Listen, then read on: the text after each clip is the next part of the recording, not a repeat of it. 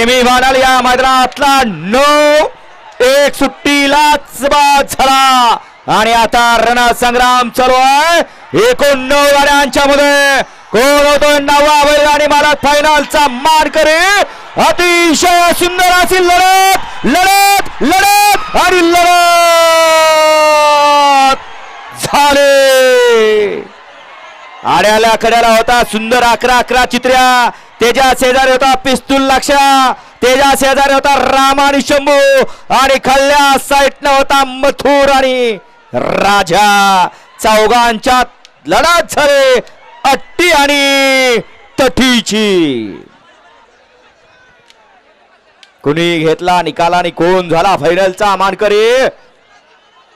मथुर राजा, रामा शंभू, पिस्तूल लक्ष का सुंदर आणि चित्र्या।